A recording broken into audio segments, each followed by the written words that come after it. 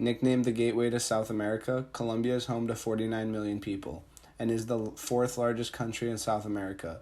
Colombia has very extreme landscapes, ranging from beautiful tropical beaches to snow-covered mountains of the Andes. The majority of Colombia's land is made of vast greenlands and the Amazon rainforest. The terrain of Colombia has made it difficult for the government to enforce laws, with one-third of Colombia's population living in rural areas and being a country that suffers from vast levels of inequality. Large portions of the land are owned by a tiny elite. In 1948, Colombia was going through a civil war called La Violencia, which translates to the violence. La Violencia was a 10-year conflict that ended in 1958 with El Frente Nacional, an agreement between the two political parties that agreed to rotate the presidency every 4 years. Many of the liberal farmers organized an agrarian reform called Repúblicas Independientes, where they attempted to take part of the farming land in Tolima. In response, the Colombian government tried to prevent the loss of this land by sending in military forces. The Colombian military battled the farmers, killing the majority of the farmers. However, 50 of them survived. One of the survivors was Manuel Madulande Vélez, better known as Tiro Fijo.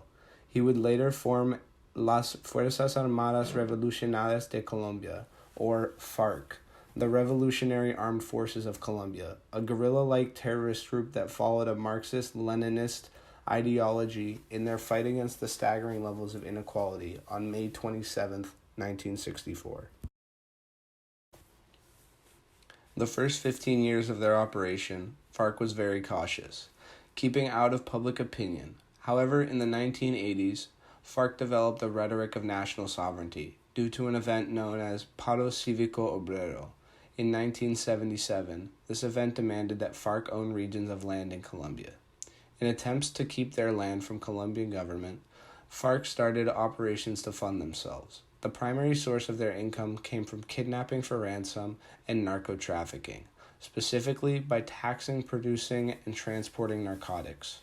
The Colombian government began attacking many of the communist groups, attempting to reassimilate the territories under the control of the national government.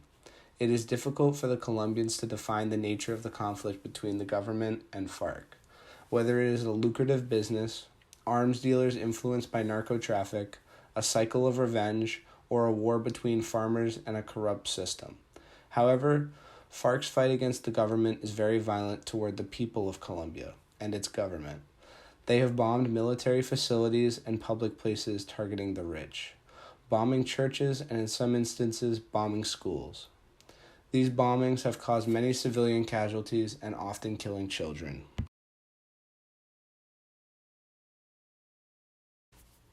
Along with the bombings, FARC has planted landmines within their territories to prevent the military from entering, which is a violation of the Geneva Convention. The landmines often cause civilian casualties to this day. FARC, now deemed a communist terrorist group with ties to narco-trafficking, has become an international affair and has gotten the attention of the United States of America, already fighting the war on terror and drugs.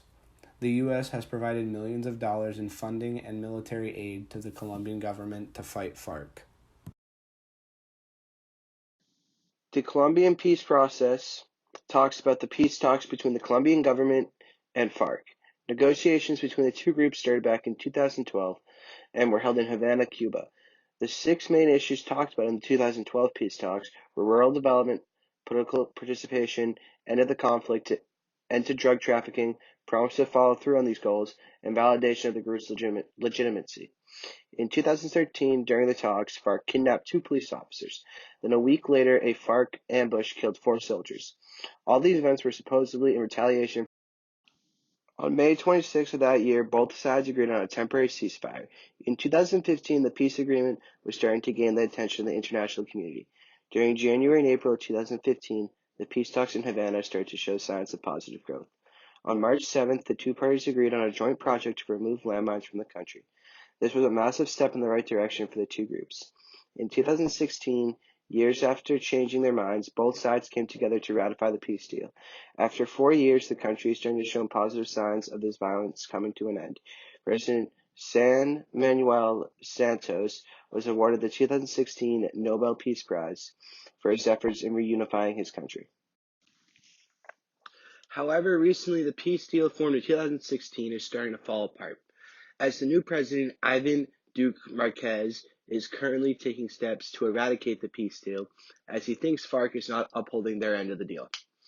Still being involved with drug trade and not surrendering their weapons, in response, FARC has threatened to take up arms, making Colombians feel like it's a never-ending cycle of violence.